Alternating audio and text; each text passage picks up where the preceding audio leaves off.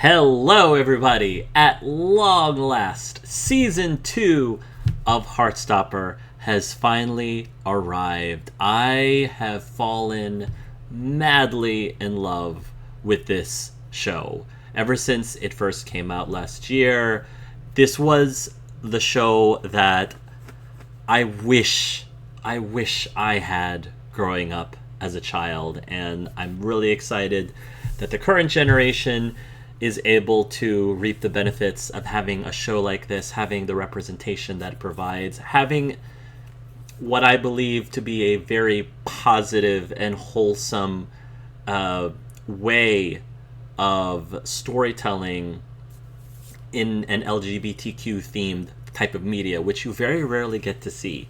And it's just executed so beautifully, in my opinion. I am a gay man, and I have been wanting to react to Season 2 since it was announced that they were renewing Heartstopper for the second season. If you are interested in watching my reactions to Season 1, I'll have a link, if not somewhere in the screen, then most definitely in the description below if you want to check that out, where I do spend a lot of time watching, but also reflecting and commenting on things that really resonated with me, especially as it was relevant to my own personal life as I was navigating through my own sexuality. So if you are interested in that kind of stuff, definitely happy to have you watch and join me. One of the things that I am most hoping for, my biggest wish list item for Season 2, I know a lot of people want to see more of Nick and Charlie. I know a lot of people want to see more of this budding romance between Tao and Elle, and obviously I'm all for that as well. But the biggest thing that I am absolutely hoping for, and I mentioned this in my season run reactions, is I want to see more of Isaac. And not only do I want to see more of Isaac, but I want to see an actual storyline, an actual Isaac-focused storyline. It doesn't have to be anything huge or major, but I really am hoping it's there. And based on what I have heard through the grapevine, I may just get that wish. So here's to hoping. I have a very soft spot for both Isaac as well as Toby, who is the actor who plays Isaac. I don't want to spoil anything in terms of what his sexual or LGBTQ plus identity is, in case those of you don't know yet. And the only reason I know about it is just because I was reading about stuff in general about Season 1. I haven't read anything about the comics even in Season 2. I wanted to, trust me, I was super tempted to read about Season 2 after Season 1 was complete, but I didn't want to spoil anything. I didn't want to have any idea of what's going to happen next, even though I know that they probably are going to make some minor changes, but still. So really excited. Without further ado, let's hit it. Oh, it's their photo. It's so nice seeing Charlie happy. This is what I love. Oh, Tori! Yes! I want to see more of Tori, too. Such a great sister with older sister magic. I love how this is a really cool parallel to the beginning of Season 1. Because, of course, in the beginning of Season 1, he was happy because he was about to go see Ben. But Ben's yesterday's news. There he is. Hi. Hi. Oh. They're not going to class. Whoa, where are they? Oh. Oh. Oh. Oh. Oh. Want a well done kiss? Yeah. Aww. I wonder if we get to see more of their parents. Like, interacting with their parents more. Hey just doesn't have as much gravity as Hi. Let's all be as jealous as we can be about the relationship. I mean, this is just me, but if the entire season was just this, people can argue or disagree. I don't need any conflict. I don't need any drama. I just want this. Just give me just them being a couple for 8 episodes. Isaac wants to believe in romance. There's Ben. And there's Imogen. We like Imogen now. She's an ally. Oh, Ben. I also fancy someone else now. Really? It better not be Harry or Ben. And if you have any romantic developments, I want to hear all about them. Don't tell me you don't know Imogen. Imogen knows. Especially at the end of the last season. Oh my god, I forgot to show you this one. Pretty sure she knows. Who's he gonna sit next with? Oh, Ben Hope. Heck yeah! I see where this is going, and I kind of like it, actually. I do feel like it would be interesting to have some sort of arc with Ben in this season. Maybe a redemption arc. I think it'd be great to see a redemption arc. Especially considering how the actor who plays Ben Hope, Bash, or Sebastian, I heard is a very lovely person. Very, very lovely person. Are you gonna join rugby again? Join the rugby team. Heck yeah! Oh no, here's Harry. You still in a mood with us? Oh my gosh, Harry. Let's go, lads. We've been playing like girls lately.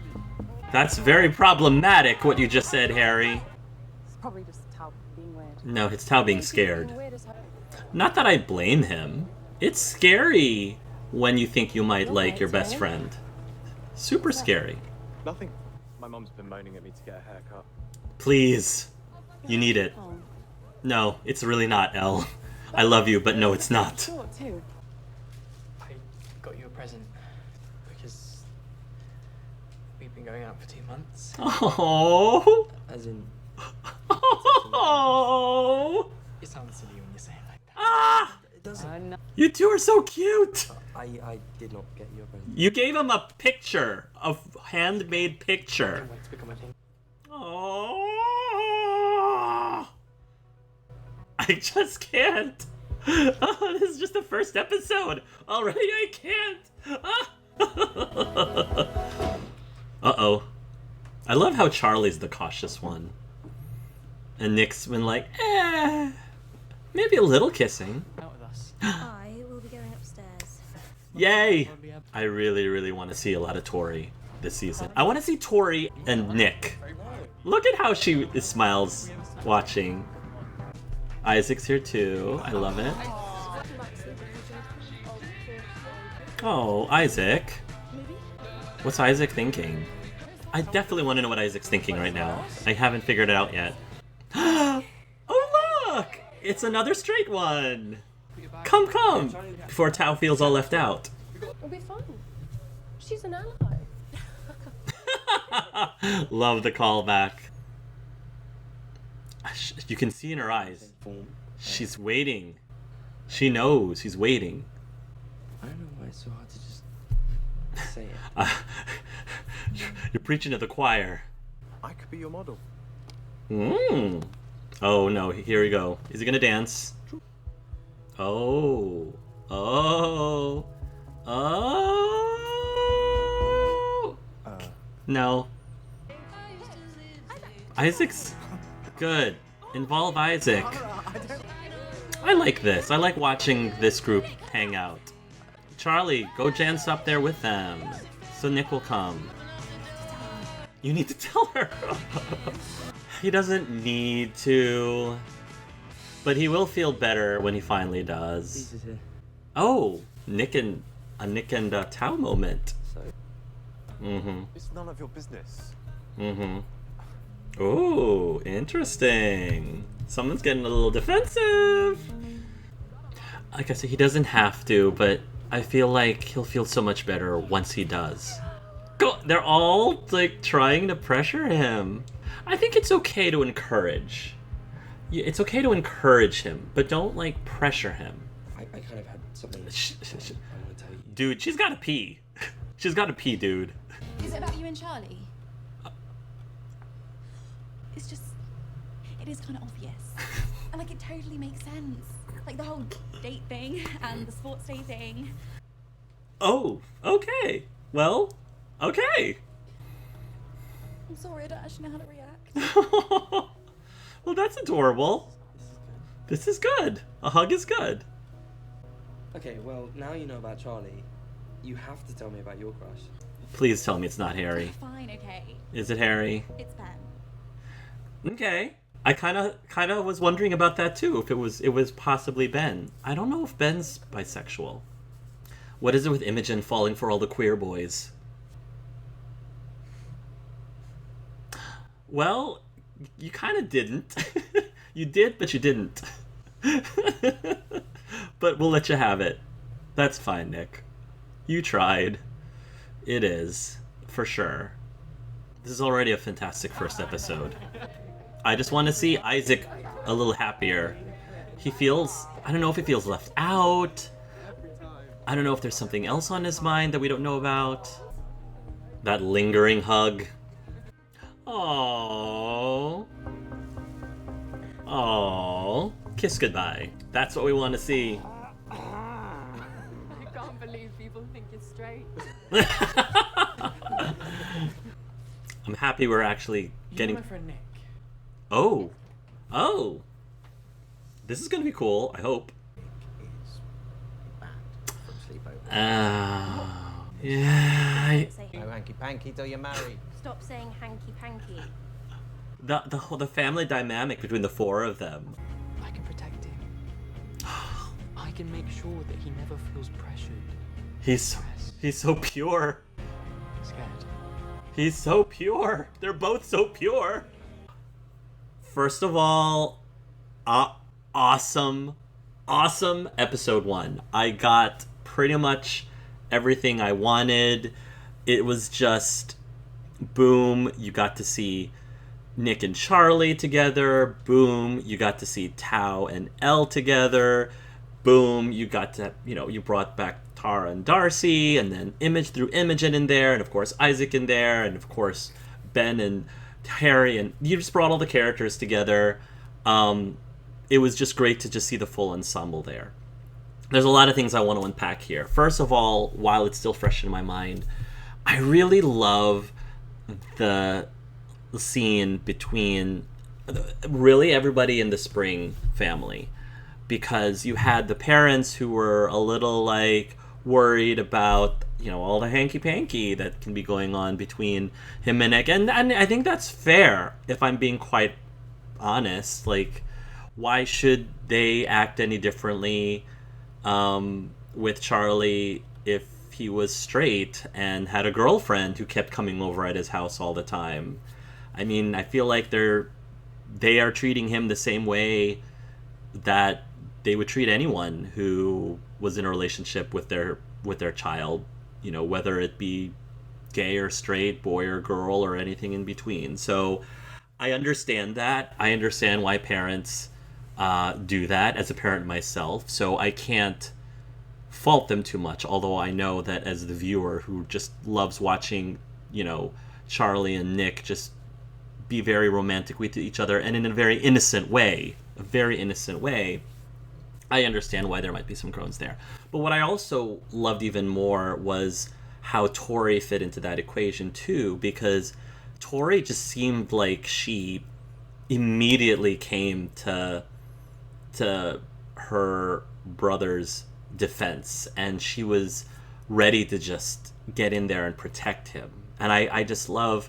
Here's the thing that I love about Tori, is that she seems so deadpan, and she seems like, at face value, maybe she doesn't really care, and she doesn't seem to give a lot of emotions, but you can see in her eyes, there were so many moments when Tori was sort of tearing up, and not a surprise, because the girl is hydrated like anything, so I'm sure her tear ducts are very healthy due to everything that she's drinking, fluid-wise.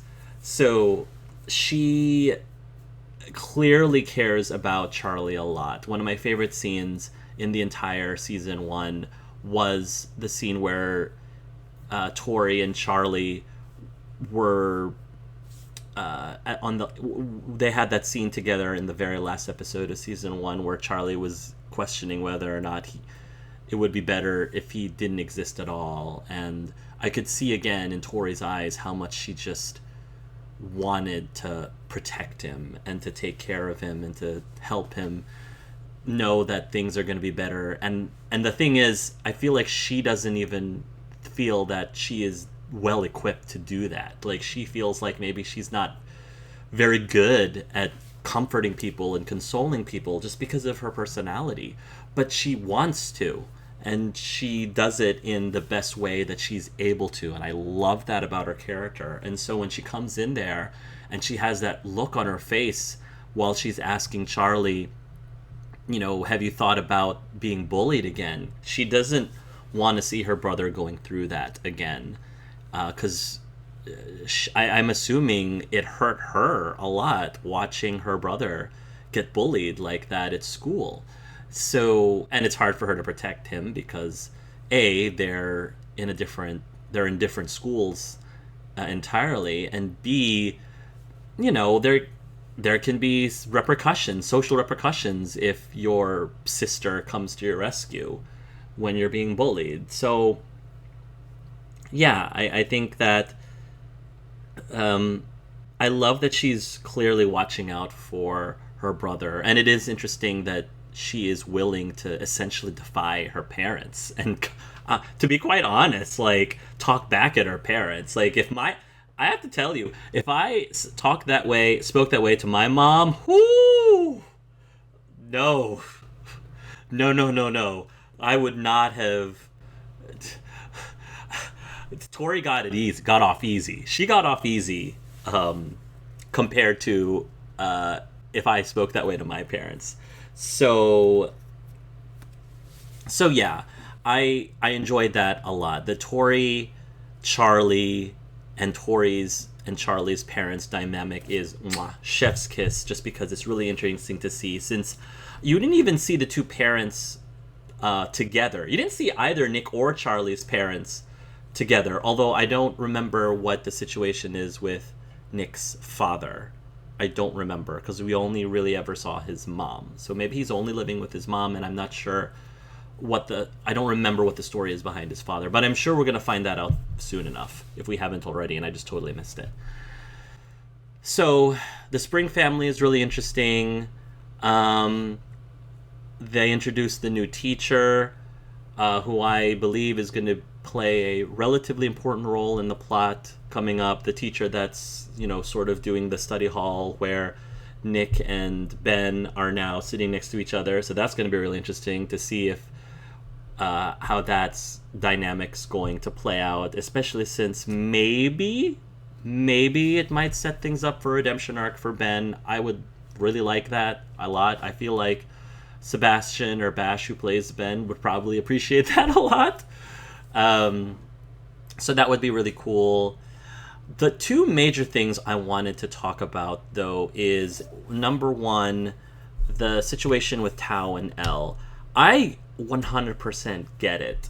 When you have a crush on someone who you consider to be your best friend, of course you're afraid of how that relationship would just forever change. No matter what, whether they like you back or not, things are just not going to be the same once one or the other says something. Because I lived through that. I experienced that myself.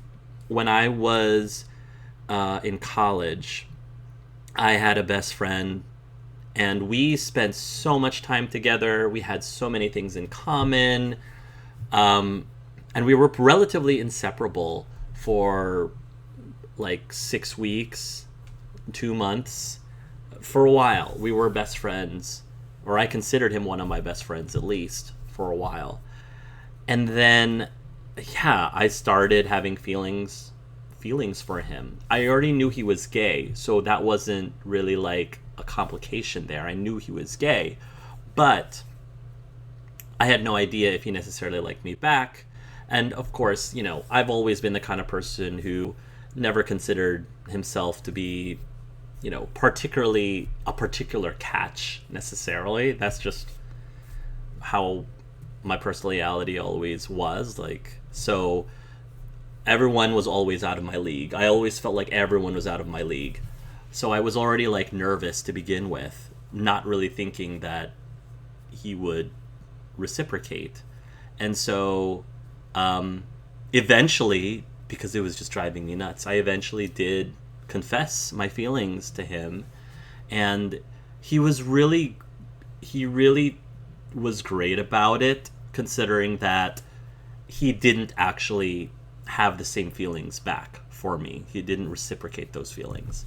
So obviously that was really hard for me. It was really tough. And I think we both mutually decided, it wasn't like a spoken decision. I purposely started distancing myself from him because I needed to, in order to like have the ability to get over him, and he, I'm sure, distanced himself from me to allow me time to like get over him. And I don't know if there was like any awkwardness felt about it, because if I admit that I have felt awkwardness as well when were two girls who told me that they liked me, and I explained to them that unfortunately I didn't feel the same way, and I had to space myself away from them just because it did feel a little bit awkward, and I did feel like we needed some space. So I would totally understand if you know, the other person felt the same way. So, and yes, it is true that our relationship was never the same. We kind of stopped hanging out.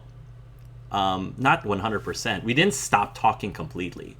We just didn't really hang out as much. We didn't talk as much. We're still friends to this day. Like, I actually called him up a few months ago just to check up on him and how he's doing. He's now married with his husband, which is awesome. I mean, we're both married, and yeah, like, it worked out. It all worked out just fine. But in that moment, it's frightening. It's horrible, especially if the feelings aren't mutual. But it's just part of life, and it's just part of the whole deal. If you're a romantic person, if you want romance, I think I heard a saying where nobody ends up in a relationship without taking some level of risk. That's just like part of the deal. If you want to be in a relationship, at some point you need to take a risk. And some risks, depending on the situation, some risks are a lot higher and stronger, with more dramatic consequences than others. That's just something you have to navigate through. And so, in general, I believe it's better, in my opinion, in general, it's better to just to just express and be honest with a person, if you feel like it would be worse if you just always wondered what if. You know, and that really, it can be dependent on person to person. Have I admitted to every single guy that I liked? Have I expressed that to every one of them? No. But strategically, I have with a few. Strategically. So I get it. I just, you know, you're watching a TV show and you kind of are just like, oh, will they, won't they? Just get on with it already. But, you know, it's realistic. It's fine. And then the very last thing I wanted to point out is just the sad irony that Nick is struggling about coming out and how he should come out, and Charlie is being so supportive to him, telling him that he doesn't have to come out if he's not ready. He can come out on his own terms, and he doesn't have to put so much pressure on himself to come out. It's so ironic because of what happened to Kit, the actor, Nick's actor in real life. Kit essentially got forced out, sort of got forced out in real life. And he had to basically come out to everyone on social media, in clearly not the way that he wanted to come out, that he was bisexual. And I just thought that was so unfortunate, because it just seemed like, as he puts it in his message, that people just completely miss the whole point of the show. And he's absolutely right. And so it just frustrates me so much, because the people who should should have known better and should have had his back really weren't. And that just really makes me very like disappointed and frustrated and upset. So I don't know if that was a coincidence. I'm presuming it was, because I'd like to believe that Nick in the comics or in the graphic novels is going through the exact same experience that Kit apparently is going through right now. So, but I just find the whole thing really ironic, and so I hope that people that contributed that towards Kit are able to reflect on it and try to avoid putting someone in that position again in the future. And I definitely hope that Kit, although he didn't come out the way that he wanted to, that it's something that's he's able to get past. It feels like he has been able to get past, and so many people have been supporting him, which I think is great. And I'm just very grateful that he's, despite all of those experiences, he still is very much a part of this project and wants to be a part of this project. Everybody's doing such a great job. And yeah, I'm really pumped to see what's going to come up in episode 2 of season 2. So anyway, that's my reaction for episode 1. So that was Out is the name of the episode 1. Thanks again so much for watching. And until next time, everyone, love yourselves and love each other.